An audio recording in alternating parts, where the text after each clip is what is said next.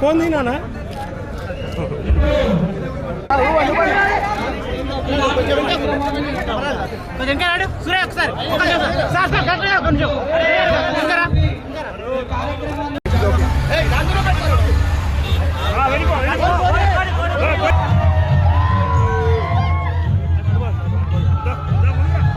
యాదగిరి నరసింహస్వామి గారు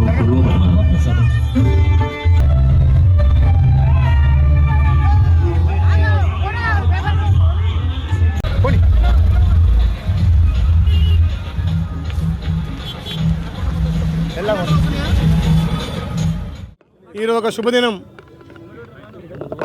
గత ప్రభుత్వం యాదాద్రి అభివృద్ధి పేరు మీద ఎన్నో కుటుంబాలను చిందరవందనం చేసి ఇవాళ యాదాద్రికి ఎవరైతే సహకరించిరో, యాదాద్రిలో గత 40 సంవత్సరాల నుంచి కూడా 50 సంవత్సరాల నుంచి స్వామివారిని నమ్ముకొని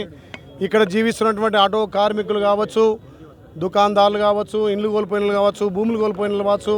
ఉపాధి కోల్పోయినలు కావచ్చు, ఇలా అన్నమో రామచంద్ర అనే విధంగా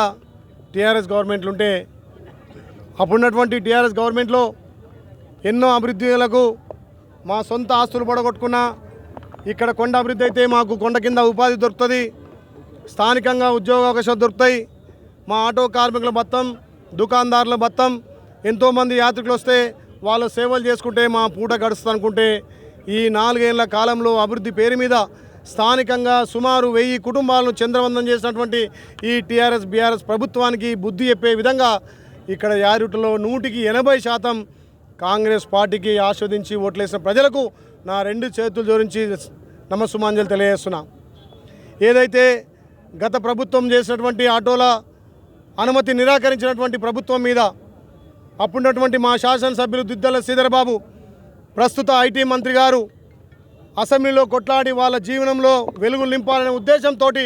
ఆ రోజు ప్రతిపక్షంలో ఆటోల కోసం కొట్లాడినటువంటి ఘనత కాంగ్రెస్ పార్టీది. ఏదైతే నమ్మకంతో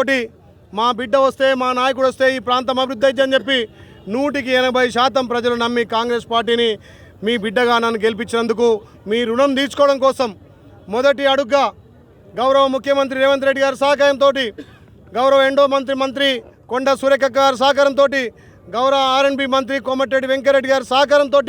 ఇవాళ ఆటో కార్మికులను పైకి అనుమతించడం జరిగింది. వాళ్ళ 400 కుటుంబాల్లో ఆనంద బాష్పాలు చూడడం జరిగింది. అదే మాదిరిగా షాపులు కోల్పోయిన వాళ్లకు గత ప్రభుత్వం షాపులు ఇవ్వలేక మొండికేస్తే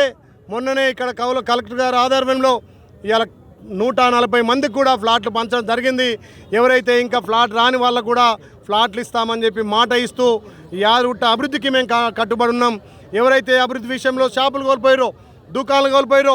ఇక్కడ కొండ మీద ఉన్నటువంటి అన్ని ఉద్యోగ అవకాశాలు కూడా స్థానికులకు కల్పిస్తా అని చెప్పి మాట ఇస్తూ ఇవాళ ఆటో కార్మికులను పైకి అనుమతించడంలో గౌరవ కలెక్టర్ గారు కానీ, డీసీపీ కానీ, పోలీసు యంత్రాంగం, ట్రాఫిక్ యంత్రాంగం ఎంతో శ్రమకొచ్చి ఇవాళ వచ్చే భక్తులకు సౌకర్యం చేయడం కోసం ఆటోలను పైకి అనుమతించినందుకు వాళ్ళకు కూడా ప్రత్యేకంగా ధన్యవాదాలు.